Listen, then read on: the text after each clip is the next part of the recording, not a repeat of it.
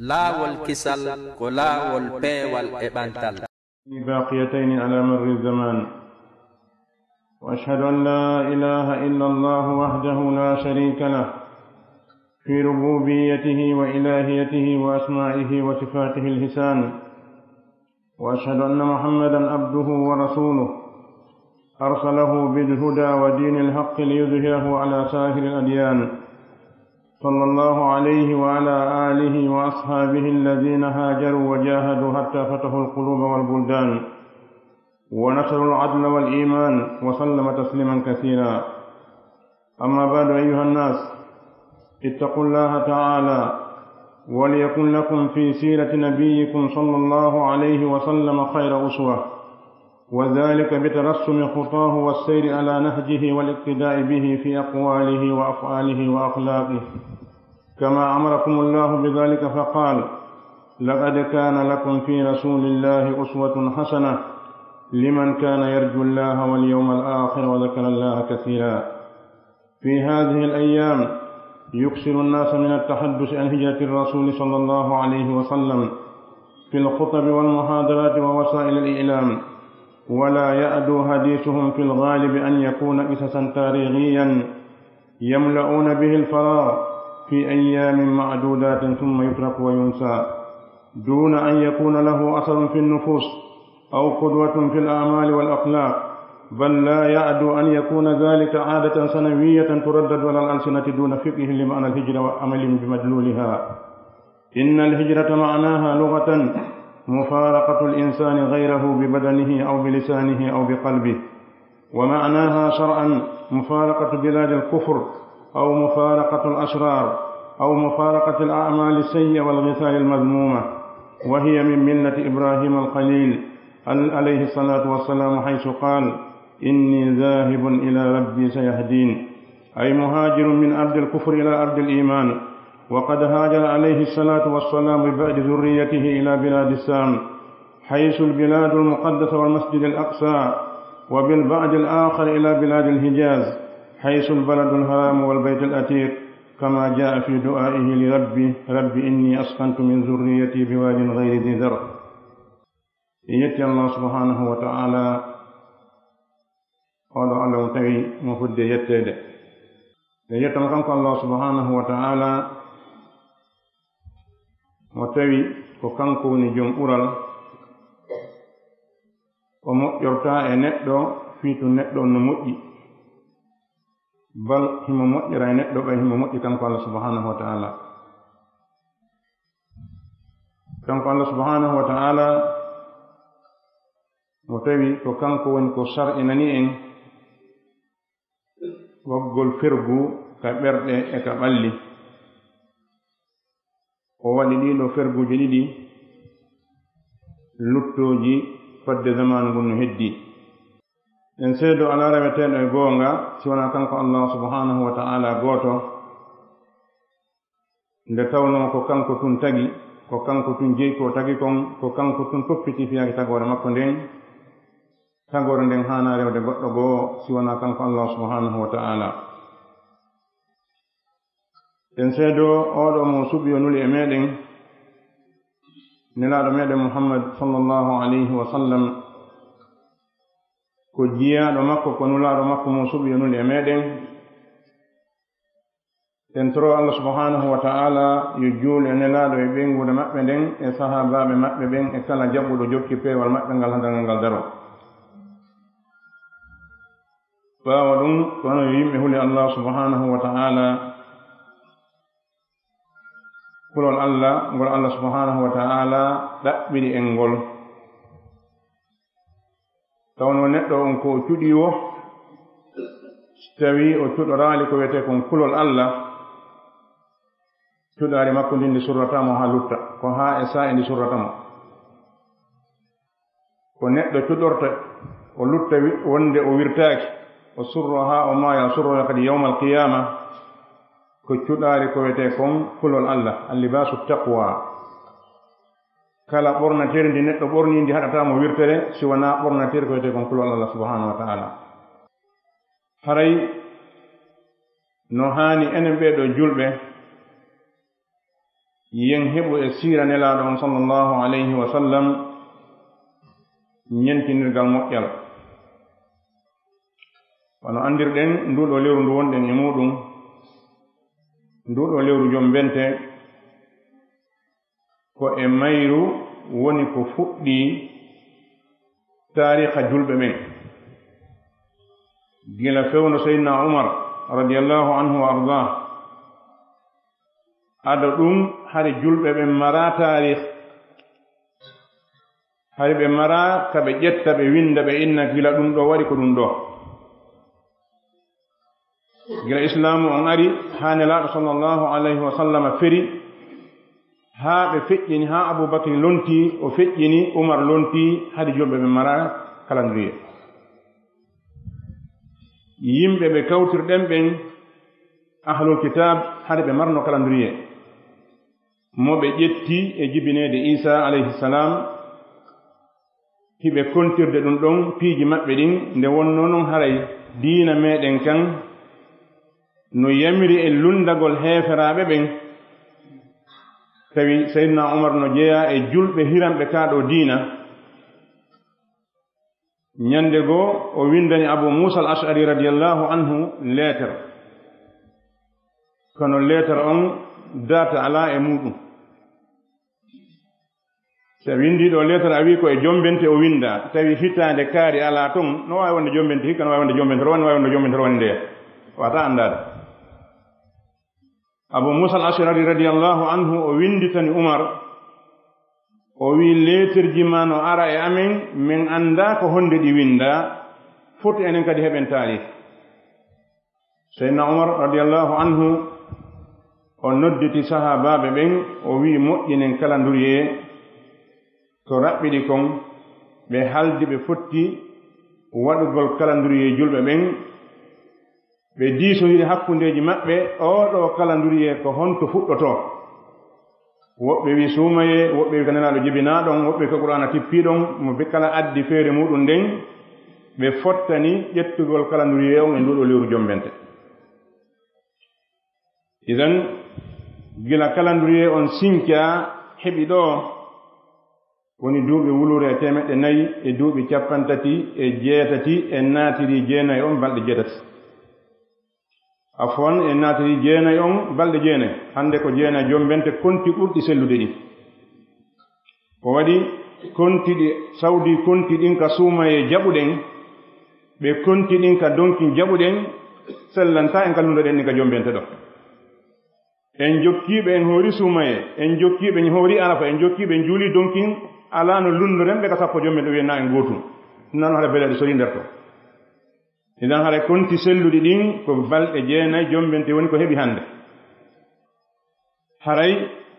nelaaɗo sallallahu alayhi wa sallam nguuɗo fergu maɓɓe no mari darsuji ɗuɗuɗi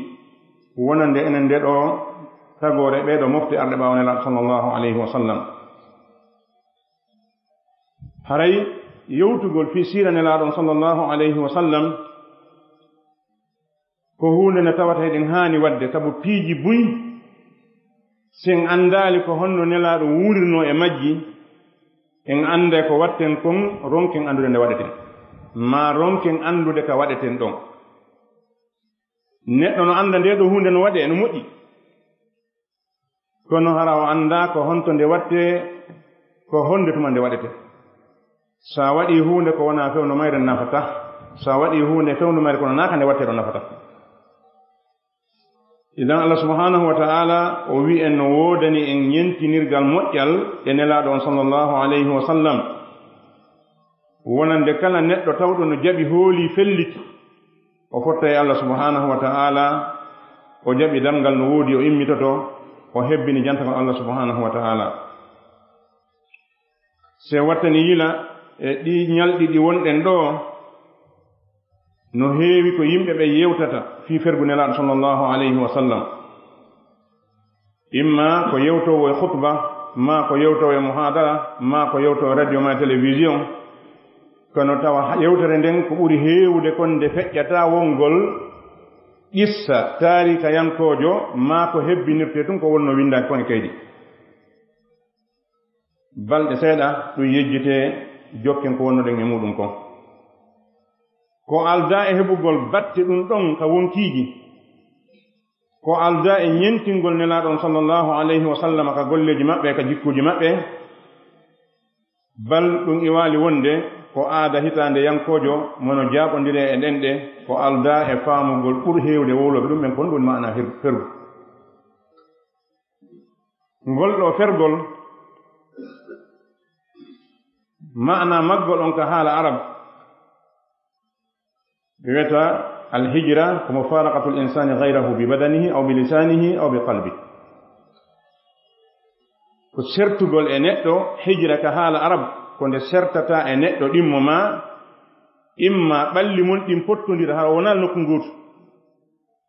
ma tawa o yewtata taƴondiron hara goto mo wolonta oya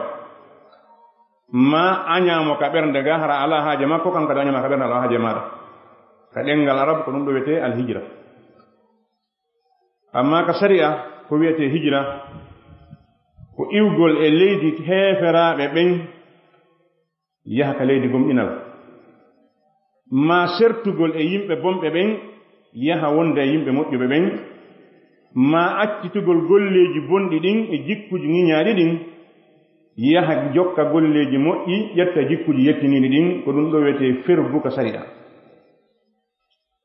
ngoɗo fergu wona hande ɗum heɓɓita wona hande ɗum sinca ko hunde neɓunde no jeeya e diina annabi ibrahima alayhi salam annabi ibrahim iɗen andi ko honto jibina o mawni ko e nder leydi irak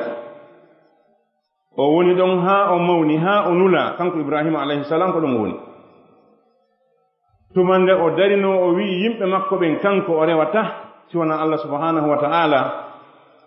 o jokkata ko ɓe jokki kon e rewgol sanam hande kadi o wonti gaño maɓɓe ɓe wonti gaño makko en andi ibrahima alayhi salam ɓittinano haa ɓe hendimo ɓe haɓɓi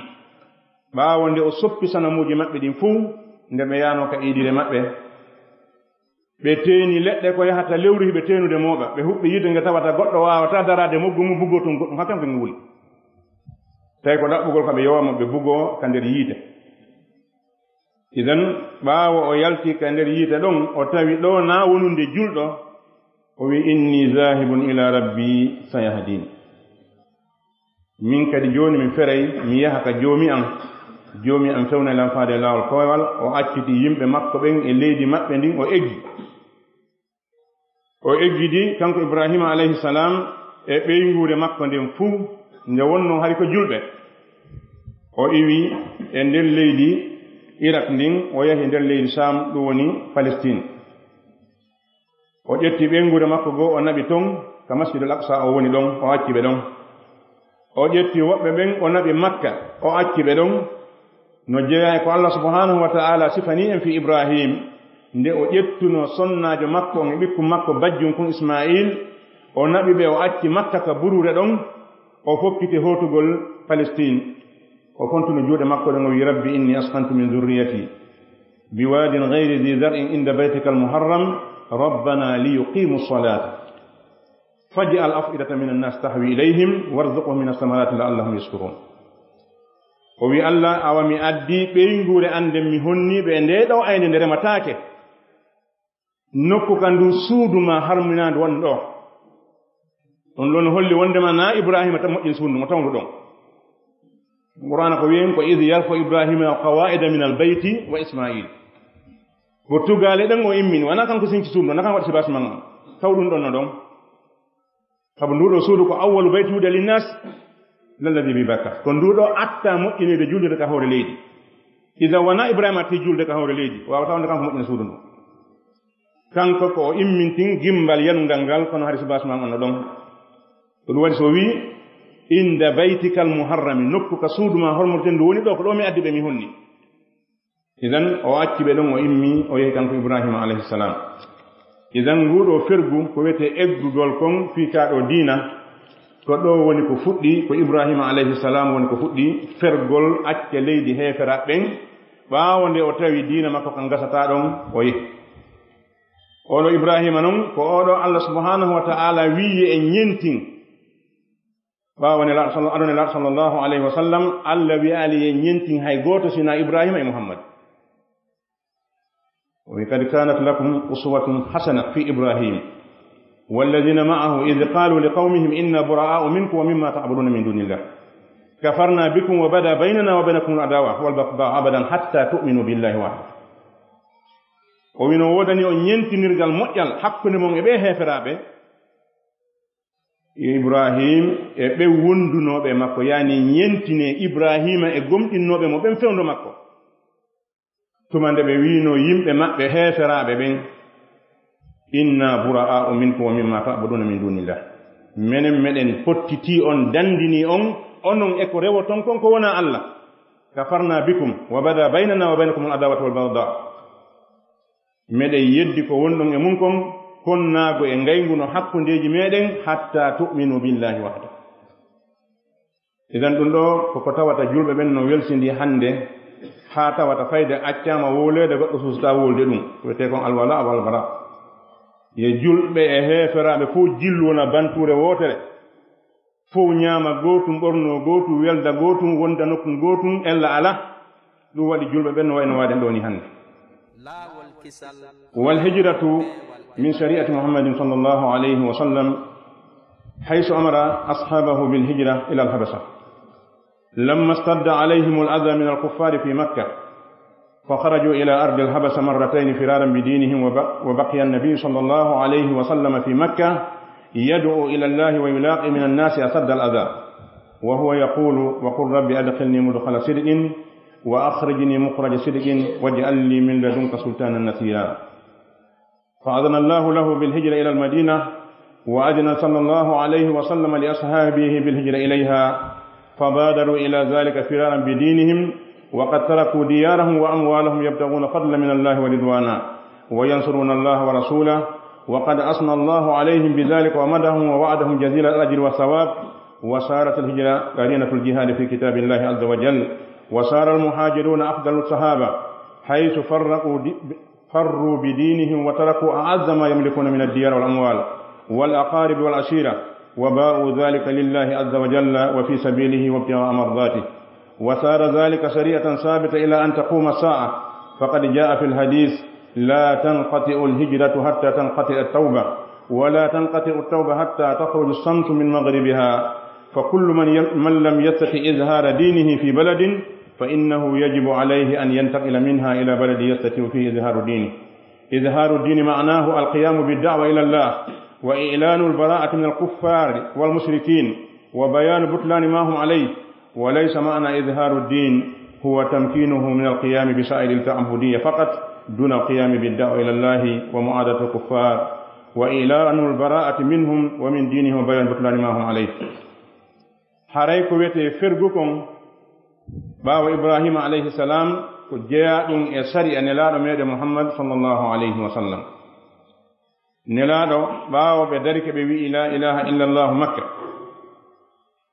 أيواتانغول كونغول كونغول فوتاتا أيواتانغول كونغول كوناتو بالإسلام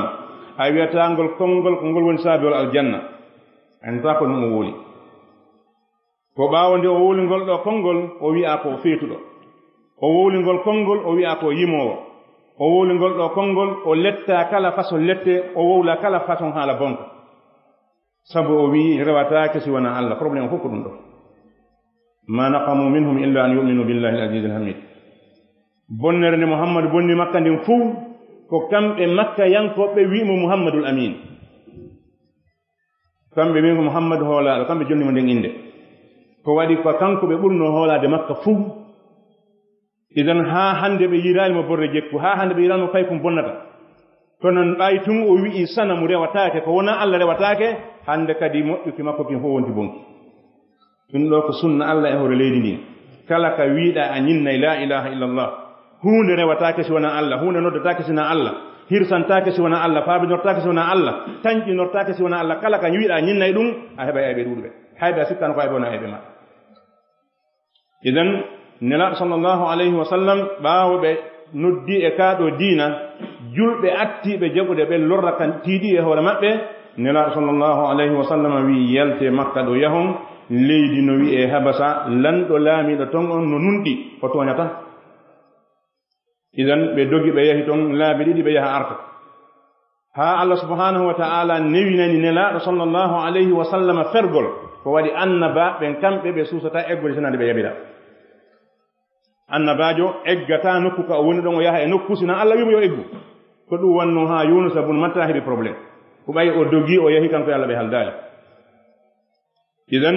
nelaaɗo sallallahu alayhi wa sallam ɓe doginanayo ɓe feru ɓay ɓe doginanama ɓe eggu Makka ɓe seeno Madina nde wonno heɓi ton julɓe ɓen ɗon darto walla mo kanko nelaaɗo sallallahu alayhi wa sallam nelaaɗo yamiri sahabaɓe ɓen yoɓe fer ɓe tinni e ɗum tawi ko hunde nde ɓe faalande ɓe ɗaɓɓi ɓe feri e hoore ko ɓe ferata kon gooto liɓaali suudu muɗum rondaaki du naɓori ƴettaali suntuure mum naɓori hawkaalnde kadi idan ɓe acci ɗon kala ko ɓe jeyno kon e piiji aduna marnoɗo suudu acci suudu mum ɗon marɗo teere mum acci ɗon teere mum kon marɗo wuro acci ɗo wuro mum gon gooto yalti daali sina paɗoye mum ko e dolko muɗum kon ɓe dogi ɓe yahi Madina ko honɗum ɓe yahi waggol Madina ko dogingol diina maɓɓe kan fiitaka bun ko ɗum ɓe faalaaka diina maɓɓe kan bun ɓe faalaaka diina maɓɓe kan tuuna tawi hiɓe wakkili accude aduna maɓɓe o fiyo diina maɓɓe kan hisu ɓe suɓi ɗum ɗon Allah subhanahu wa ta'ala kadi mo ɓe waɗani on tawi ko waɗanteeɗo o weltori kuuɗe maɓɓe ɗen o manti ɓe o foti ɓe joddi mawndi kanko Allah subhanahu wa ta'ala idan harengol ɗo fergol wonti hande kadi ko sunna ka hoore leydi ɗo haa darngal ngal daro nelaaɗo sallallahu alayhi wa sallam ɓe maaki fergu ngun accata haa tuububuye acca tuububuye on accata haa ñande naange ngen fuɗɗiri ka nge mutirta ɗum yani fannin naange ngen fuɗɗiraali ka hirnaange ɓay ɗum waɗe ñande go gooto noon anndaa ɗum sono Allah subhanahu wa ta'ala ko weeta tawi naange yaltiri ka hirnaange no jeyaa e alaa maandeeji ɓattagol darngal ngal ñande nge fuɗɗiri ka hirnaange hannde kadi tuububuye ƴettataake kala mo tuubaali hannde ñande ko tuubata nafata idan fergol ngol kadi ko haade ñande nelaaɗo sallallahu alayhi wa sallam ɓe ɓanginani en e ɗum ɗo wondema kala neɗɗo wonɗo e nokkuure woni ko leydi woni ko saare woni ko quartier woni kala ka woni si tawi o waawata feññinde diina makko kan ɗon harayno waɗɗimo iwgol ɗo yaha ka wawata feññinde diina makko kan sellantamo heddagol ɗum inna ko ɓay o darni ɗon ɓay o ala nokku kam yahala si tawi nokku ka wonɗa ɗon a wawata feññinde diina ma kan sa feññini ka ko lorra haray woni waajibi e hoore ma ya yaltuɗo yaha ko leydi ndi welma wo non ko ɗumanni o ko waɗi ala nokkuure moƴƴude ka hoore leydi ɗo hewti makka nelaaɗo sallallahu alayhi wa sallam acci ɗon dogi yahi Madina ɓe woni toon haa ɓe heɓi feere ɓe artani kadi ko ɓe tawata kon accataake ɓay makka naa ko hawkete si tawno ko nokku goɗɗo goo hara wana on ɗon ɓe hajjatano ko yiltagol ɗon kono ko nokku mo tawata ma o are idan ɗum no wiima an neɗɗo julɗo on huunde no gasa kono nde mari ñalaande nelaaɗo sallallahu alayhi wa sallam torata ko Allah hay huunde ko ɗon ka jaabinde ka kono ndaaren nelaaɗo no wakkiloo accude ka ɓe jibinaa ɗon acca ka baytul harami woni ɗon ɓe doga ɓe naata e buruure ɓe ukko e pammeji ɓe yaha e leydi wondi goo fii hon ɗum ɗo woni sunna Allah on ka hoore leydi ɓe waawno halkude heferaɓe on ɓe makka ɓen fof inna Allah halko ɓe Allah halka ɓe ɓe ara lufta wonde ɗon kono sunna Allah on wonaa noon idan ɗum ɗo no wiima an neɗɗo julɗo on wonaa lo'ere tuma goo accugol nokkuure so tawi a walaa mara doole e mayre wonaa lo'ere wiigol kadi a waɗa e huunde kadi gasta wonde fewndu muɗum kadi naa hakkille so tawi nde ɗo hunde gastaande nokkuure ɗo fewnde ɗo a wi nde wone a wi tum ɓay an ko Allah holoɗo a ɓurani laaɗo holode Allah goy a ɓurani laaɗo gomɗinde Allah a ɓurani laaɗo jaɓanede ka Allah kono waɗi ane laaɗo dogi ko hollugol ma awa ka hoore leydi ɗo so a ndaari a tawi doole ala naama ko faalaɗa yo won ko gasta fewnde ɗon ko ya yahu eɓɓa no wonira ɗon tawiɗa faala wonde ɗon kono wona ya a darto ko ɓurma so a dartake ko ɓurma a wi ko nelaɗo ñantinɗa ko fenande wonɗa nelaɗo dartake ko ɓuri ɗum idan haray so tawi neɗɗo wawata feññinde dina mum kan e nokkure ko yo o eggu o yaha nokku ka wawata feññinde dina makko kan وقد توعد الله من قدر على الهجرة فلم يهاجر قال تعالى إن الذين توفاهم الملائكة ظالمي أنفسهم قالوا فيما كنتم قالوا كنا مستضعفين في الأرض قالوا ألم تكن أرض الله واسعة فتهاجروا فيها فأولئك مأواهم جهنم وساءت مسيرا إلا المستضعفين من الرجال والنساء والولدان لا يستطيعون حيلة ولا يهتدون سبيلا فأولئك عسى الله أن يعفو عنهم وكان الله عفوا غفورا الله سبحانه وتعالى كم بني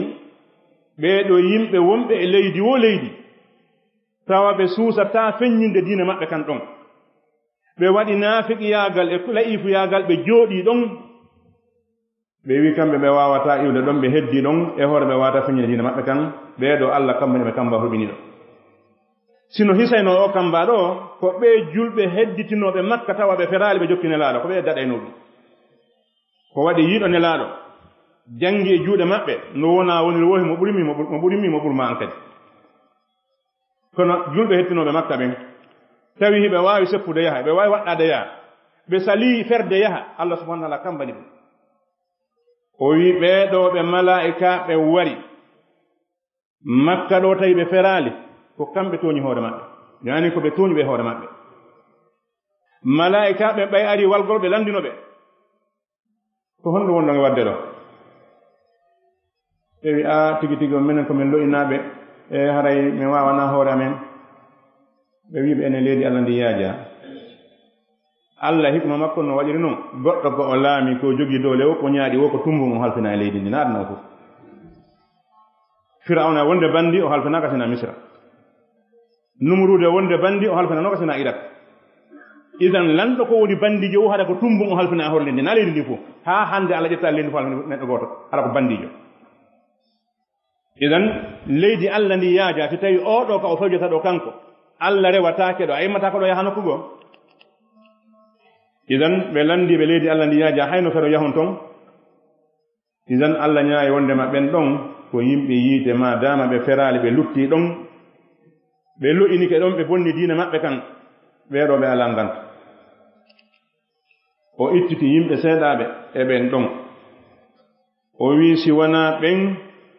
lo'inaaɓe immorde e worɓe e sonnaaɓe e ɓikkoy ko tawata maraa feere waawataa jokkude lawol yahana hoore muɗum yimɓe ɓe tawata si ɓe yahay ko maa ɓe naɓore kamɓe tum ɓe waawata nangu lawol ɓe yaha o wii si wonaa ɓen ɗon ɓayɓe feraali kono ɓayɓe gaynata fergol haɗi ɓe fera ɓen ɗo hawnaaki Allah yaafanooɓe Allah ko yaafotooɗo idan haray neɗɗo julɗo on wonaa ya won immo ɗaɓɓanaa hoore ma rewa reweteɗe fof haa yaha e leydi keeferaagu ka tawata a waawataa juulude a waawataa horude a waawataa wadde hay fus inna awa hara tigi tigi on hara demene meɗen ɗo kono noon ko ni si a waawataa wonde nokku tan noddinaa juula a waawataa waajaade ɗon a sustaa wolde ɗon fii Allah mooɓu yaltaa ɗo naa leydi maa ɗon ko ɗum ɗo woni ko fawi julɗo on kon aqulu qawli hada wa astaghfiru lakum fastaghfiruhu innahu huwal ghafurur rahim alhamdulillahi wahda ثم الصلاة والسلام على من لا نبي بعد عباد الله ومن لم يستطع إظهار دينه في بلد وجب عليه الخروج إلى بلد يستطيع فيها ذلك فإن بلاد الله واسعة ولا تخلو من بلاد صالحة قال تعالى ومن يهاجر في سبيل الله يجد في الأرض مراغما كثيرا وسعة أي يجد مكانا يتحسن فيه من أذى الكفار وساءة في الرزق يعوده الله بهما أما ترك في بلده من المال كما قال تعالى والذين هاجروا في الله من بعد ما ظلموا لنبوئنهم في الدنيا حسنة ولا أجر الآخرة أكبر لو كانوا يعلمون الذين صبروا على ربهم يتوكلون عباد الله ومن أنواع الهجرة حجر المعاصي من الكفر والشرك والنفاق وسائر الأعمال السيئة والخصال الذميمة والأخلاق الوخيمة قال تعالى لنبيه صلى الله عليه وسلم والرجز فاهجر الرجز الأصنام وحجرها تركها والبراءة منها ومن أهلها قال النبي صلى الله عليه وسلم المسلم من سلم المسلمون من لسانه ويده والمهاجر من هجر ما نهى الله عنه أي ترك ما نهى الله عنه من الأعمال والأخلاق والأقوال والمآكل المحرمة والمصارب والنزل المحرمة والسماء المحرم كل هذه الأمور يجب هجرها والابتعاد عنها يتي الله سبحانه وتعالى أولو الله قوتو متير كنكتم هانا يتير ينتروم يجول نلاء صلى الله عليه وسلم أولو نلاء متوي إن هبتا مؤجرين دين جن إن فندي سنا كنكون سبمود إذن هرينو جاء حق جنلاء صلى الله عليه وسلم إهور ميدين جولو قل إمأبه sabuhi be jogi hakke hore mawdo e hore meden ala moƴƴere hunkum hebeten ko adna do ma kala kala sina ko kambe ne la sallallahu alaihi wasallam idan ummo tay wadanima dum do o no mari hakke hore ma den to Allah subhanahu wa ta'ala e julene laado e beengure mabbe ne saba mabbe jiyabe Allah ande hare neddo wo neddo kala nokku ka woni e hore leydi ni si tawi o hattana fenyingol diina makko kan e ndin don leydi haray no waddi e hore makko eggugol ndin leydi ɗon yaha e leydi ka o hattan fiñigol dina makka sabu leydi Allah ndin no yaaji iwata kadi hay zamanu goto kadi arali sina tawa ndin on zamanu ɗon no woodi nokku ka tawata lanɗo moƴƴo no woodi idan hare ko fawi julɗo on ko eggugol Allah subhanahu wa ta'ala o wi kala neɗɗo ferɗo tawa ko fi Allah wona eggugol tun dey fi maaro ala e moƴƴude ɗon ma fi dammi heɓata ko ɗon ma fi marché ala nangum ferguɗo waman yuhajir fi sabilillah kala egguɗo kaw eggi ɗon tawa ko ittima ɗon ko ɓay dina makko an ala heɓude ɗon doole ko ɗum ittima ɗon Allah subhanahu wa ta'ala wi'i yajid fil ardi muragaman kasiran wa sa'a ka leydi ka o yahata ton Allah ƴettinimo garante piji ɗiɗi o heɓay ɗum ɗon ton o heɓay ton ka o hiwa dina makko kan o heɓay ton hiwowomo hara o toñatake o heɓay ton kadi ngalwiyaji ngu ko accuno kon o dogi Allah lontinanaymo ɗum ɗo idan haray neɗɗo on ko ma o anda Allah subhanahu wa ta'ala toñata kono o damrata haray Allah subhanahu wa ta'ala o wi ɓeeɗo ferɓe tawi ko fi Allah on ko ɓe feri ɓaawo nde ɓe tooña o wi min wernayɓe ka adna ɗo no moƴƴiri joddi ko ɓe mari kon ka laakara ɗum ɓuri mawnude si tawno hara ɓe annduno homɓe no woni ɓen ɓeeɗo yimɓe muññiɓe tawi ɓe hoolora sona Allah subhanahu wa ta'ala en alladina sabaru wa ala rabbihim yatawakkalun ɓeeɗo muññiɓe tawa ko joomi maɓɓe tu woni ko ɓe hoolori jeyaaɓe Allah annden hare no jeeya e fergu ngun harana iwgol e leydi yaha e leydi wona iwgol e saare yaha e saare fergol boneeji ɗin accugol boneeji ɗin accugol keeferaako ngun accugol sirku on e naasiƙiyaagal ngal accugol golleeji bonɗi ɗin e jikkuji bonɗi ɗin ɗum ɗo kadi ko fergu nelaaɗo sallllahu alayhi wa sallam Allah wiinomo warrujuda fahjur feedu sanamuuji ɗin mi maana fergol ngol ɗon ko taccugol ɗi yaani accuwata rewɗi ndaaren oɗo gorko mo nelaaɗo sallllahu alayhi wa sallam sifani en fii muɗum neɗɗo mo tawno ko heewuɗo bakkatu warɗo yimɓe 90 o yahi o landi neɗɗo gooto wakkiliɗo rewgol Allah mo annda diina muɗum wakkiliɗo rewgol Allah mo annda diina muɗum o landi on o wi mi waɗi 90 miɗo faala tuubude est ce que si mi tuubi Allah jaɓay o yawi yaltu e hoore an te bakkatuji ma ɗi raaɓa min mi anndanama tuubu buye e hoore ɗi bakkatuji maɗo fof o wi idan a wiɓay mi mara tuubu buye an kadi mi wattate hoore ɗon o wari on nomo timminiri temedere kono han joni o seerali himo landu est ce que himo mari tuubu buye o immi o yahi nokkugo kadi o landu e goɗɗo neɗɗo mo tawta no andi diina muɗum kan o wi'imo tuubu buye no woodanma kono noon a eggay ndi leydi ndi wonɗa ko waɗi ko leydi ndi moƴƴere ala e muɗum a immoto ɗo yaha nokkel kaari o sifanimo nokku ka o yaha nelaaɗo sallllahu alayhi wa sallam jantaka nokki saare nde o wi a immoto yaha e nokkel kaari ko yimɓe moƴƴuɓe woni toon yaha tuuboya toon Allah jafantama bakkatuji maɗa ɗi oɗo o yahi o haɓɓi jooɗo makko on o fokkiti yahugol ka saare yimɓe moƴƴuɓe woni toon fii tuubugol o eggi saare yimɓe bonɓe ɓe o yahi ha e hakkunde laawol tawi lajjal makko ngal yoni fii hiɗa wadde ko moƴƴi hatta si laylama yoni Allah warema boy kanko Allah mara intérêt e hay gooto siɗa faala hara ka woni ñamminde lagine fof bimbi kala bimbi si leerema o yoni o amaya siɗa faala kadi hara ɗa boni ɓuri hombode o accata ha leerema o yona idan o hawjana hay goto waɗi ko laawotoɗoma hawjanta Allah no goto laawata kam idan oɗo o yahi ha o hewti ka hakkunde siko min ñaawaynoma ko an ñaawaynoma ko haqqille ñaawirteno e wiyano acco hewtoya kono so tawi ko hewtante ko heɓato gaani ga kono mo hewtanta idan malakal mawti hawre makko ɗon ƴetti ruhu makko on hokkiti malaika jaɓɓimo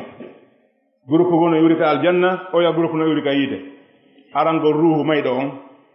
ɓe ka yitaari wi malakal mawti jonni tumen o ruhu ɗo ko minen jeymo o ha hande waɗali ko moƴƴi to ari wi o ko hokkiɗo tuubugol ni minen jeymo madama ko tuubugol woni yaade o woni farandiɗo moƴƴugol mo faandiga moƴƴugol haɗa mari jodde moƴƴere jontemen makko minen jeyi ɓe pooɗodiri nelaɗo mak sallllahu alayhi wa sallam allah immini ko ana ñaawa hakkundeji maɓɓe ñaawa on ari wi tigi tigi haɗa waɗire ni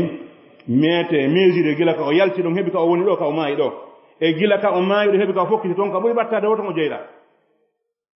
ndaare yurmede allah ni subhanahu wa ta'ala ɓe mesiri gila ka o yalti ɗon heɓi ka o maayi ɗon e gila ka o maayi ɗon heɓi ka o fokkiti ɗon tawi ko cuɓal ɗum ɗo wiyete cuɓal tawi ko embire ɗum ɗo o naati e leydi tumbu biye o riwaya goo ɓe wi'i wondema ko allah yamiri leydi ndi yo ndi pooɗo fii o ɓuri ɓattorde heyde to ɓay o faalama ñaanude aljanna idan leydi ndin pooɗi o heɓiri cuɓal e nder leydi tumbu biye on allah yaafimo ɓe aljanna ɓe ƴettimo yaade makko idan ko holɗum ƴetteten e nder oɗo qissa wona wiigol mo ya jokku bonna hande faalaɗa o so a faamiru ko seedan oma faaminde ko faamete e nder qissa on ko wondema neɗɗo on sino faala wadde ko moƴƴi o iwa e hakkunde bonɓe ɓen a wawata jokkodirde e jeenoɓe inna jeenata a wawata yaade ka dorogu fimete inna a fimata dorogo a wawata joɗade hoore tabala ka beere yarete inna yarta beere ko fenande wonɗa ko waɗi yiwey yiɗugol golle bonɗe ɗen ko golle bonɗe so a jooɗodi e goɗɗo himo bonnude a wiyani mo accu ko nguutu si lettade on fof o yahe idan ma neɗɗo on fera bonnireji ɗin o iwa hakkunde yimɓe bonnoɓe ɓen simo faala moƴƴinde kala bone mo jokkuɗa eɓe jokkiduɗa ɗum ɗon ɓen fiya a hisu e bone on a feray ɓey yimɓe ɗon fera ɗen golle ɗon pottoɗa mogo maɓɓe toɗa wawa mannade idan ɗum ɗo kadi no wiye hijra no wiye fergu no jeeya e fergu ngun ɗum ɗo nelaɗo sallllahu alayhi wa sallam e maaki ko woni julɗo komo julɓe ɓen hisi juuɗe muɗum ɗen hisi ɗengal muɗum ngal almuslim man salima almuslimun min lisanihi wa yadi ko woni julɗo ko julɗo mo tawata ɗengal makko ngal lorrata julɓe ɓen o yennataɓe o huɗataɓe o aybintaɓe o bonnata e haajuji maɓɓe ɗi julɗo ko julɗo mo tawata junngo mum ngol lorrata julɓe ɓen oɗo ko julɗo amma ko wona ɗum ɗon ɓe wowlaali kono eɗen anndi so ɓe wi ko ɗum ɗo woni julɗo ko deƴƴa ɗon ko eɗen anndi ɓe wi ko woni neɗɗo ferɗo wona iwgol e leydi tu yaha e leydi ko woni ferɗo ko accuɗo ko Allah haɗi kon sa acci ko Allah haɗi kon haray a feri ko waɗi hay sa iwiɗo a yahi hontode tawi bone mo accuɗa ga on fuɗɗoyge mo ton haray a ferali kono sa acci bone on haray a feri idan haray neɗɗo julɗo on no haani ferde ɗiɗo golleji bonɗi e ɗiɗo jikkuji bonɗi e ɗiɗo ñaameteji harmuɗi ɗiɗo janamji harmuɗi e koko darete ko harmi e kala ko jentete ko harmi ɗiɗo piiji no waɗɗi pottitagol ɗi dandino e majji tawi neɗɗo julɗo waɗali ɗum ɗo haray o gollali ko fayima kon idan fergunelaɗon sallllahu alayhi wa sallam ko hunde juutunde en ƴetta e mum piiji ɗiɗi go'o an neɗɗo julɗo on wata a wonu ka diina ma ka gasta wonde ɗiɗi andu an neɗɗo julɗo on hunde fof no mari saayi nelaɗo sallllahu alayhi wa sallam ɓe naati ka masjidul haram ka kaaba duuɓi 13 hiɓe naatude ton naata yalta ɓe juula ɓe yalta 350 sono mum dari nder ton ɓe ara ɓe kuulooɗi ɗon ɓe yalta hiɓe wiide la ilaha illallah hiɓe munaniiɗi kono ɓe memaali ɗi fii hon ɗum e nder ɗi duuɓi 13 ɗo fof nelaaɗo no makka ɗum ɗisana mo julde juulira ɗon ɓe memaali no haani an julɗo landoɗaa ɗum hoore ma moƴƴa ko cuucal taa ko kulo reedu alaa ka hoore leydi ɗo suusuɗo ɓuɗe nelaaɗo sallllahu alayhi wa sallam ko waɗi no jeeya ko jonta ko cuucal anndugol no mari ballo ari e gisa neɗɗo libyen no annduɓe taarika no anndi mo Oumar Moukhtar ko mujahid maruf kanko e italien ɓe ɓen ɓay ɓe ari colonisegol libye en anndi hade feƴƴude hakkude maɓɓe nden Oumar Moukhtar ɓay o faalama dartade italien ɓe yimɓe makko ɓe wi he ɓe no mari avion je gene hulɓiniɗo dey mawɗo wi enen kaka dow arsi ɗe wirata kaka ka sengol e arsi gaɗe wirata ɓe wi ka sengol e arsi ɗe wirata o wi a wonɗo ka sengo dow arsi on no ɓuri ɗe doole fannin ɗe wiral sengo dow arsi on wonɗo ka sengol dow arsi no ɓuri ɗe doole taw hul idan neddo holido Allah hulata hay fus nelaado hulano hay goto sirko be makka ben ha be ronki nadde munta din sanamuji kono taw gasatande nyande idan hida wawi arde yi a bone tawa dum do pellet ko bone ni takko da wada moƴƴere ma den acca on bone don tawa sa memmini on bone don fewndo don moƴƴere ma den bone hada moƴƴere go kadi arde do si tawi a juldo a andali dum burma moƴƴande di dimmun dum ko ƴetteten e nder odo tarikh e odo hijra ko andugol wondema neddo juldo on yo o ferdido boneji madama heda waadi ferde feru wata a wonu hakkunde yimbe yeddobe Allah a wawata be hadude a wawata anyude ka bernde ma a wawata fottitade buri heewgol non anyugol ka bernde metti fi sa yi hunde nyande o nyande daccete mettude wallahi no wodi yimbe wurbe e nokkeli sibe jippeke avariya do be wonta do bilere goto de susata be cikkele tala de jippode wona parce que kambe be anda debbo no wano be do waydoni be anda yimbe no waani kambe siga kona bornede do ko na wade do ko hor lawlo kambe be anda dum idan awon do ide dum nyande o nyande ha sida andi do harmi acci hulde dum joni sa wowi yide bone ha nebi awna ko welema idan haray juldon yo watte ina to Allah subhanahu wa ta'ala yo Allah asna ci gol ido boni rabbana taqabbal minna innaka antas samiul alim wa tub alayna innaka antat tawwabur rahim allahumma arina al-haqqa warzuqna ittiba'a wa arina al-batila warzuqna ijtinaba برحمتك يا الراحمين اللهم حبب إلينا الإيمان وزينه في قلوبنا وكره إلينا الكفر والفسوق والعصيان واجعلنا اللهم من الراشدين اللهم اجعلنا هداة مهتدين وارزقنا الاستقامة على الدين واحمنا من كل سوء وبلاء برحمتك يا الراحمين اللهم اغفر لنا ولآبائنا وأمهاتنا ذوي أرحامنا برحمتك يا الراحمين اللهم اقسم لنا من خشيتك ما تهول به بيننا وبين معصيتك ومن طاعتك ما تبلغنا به جنتك ومن اليقين ما تهون به علينا مصائب الدنيا ومتئنا اللهم بأسماعنا وأبصارنا وقوتنا أبدا ما أحيتنا واجعل ثأرنا على من ظلمنا وانصرنا على من عادانا ولا تجعل الدنيا أكبر همنا ولا مبلغ علمنا ولا تسلط علينا بذنوبنا من لا يخافك ولا يرحمنا برحمتك يا الراحمين اللهم نسألك بأسمائك الحسنى وبصفاتك العلى وبكلماتك التامة أن تفرج همومنا اللهم فرج همومنا اللهم فرج همومنا اللهم نفس غروبنا واقض ديوننا واشف مرضانا وآت مبتلانا وارحم موتانا برحمتك يا الراحمين اللهم لا تدع لنا في مقامنا هذا ذنبا إلا غفرته ولا هما إلا فرجته ولا مريضا إلا شفيته ولا جاهلا إلا علمته ولا ضالا إلا هديته ولا فقيرا إلا أغنيته ولا حاجة من هوائج الدنيا والآخرة لك فيها رضا ولنا فيها صلاح إلا أعنتنا بقضائها ويسرتها برحمتك يا الراحمين سبحان ربك رب العزة عما يصفون وسلام على المرسلين والحمد لله رب العالمين لا والكسل كلا والبي والإبانتال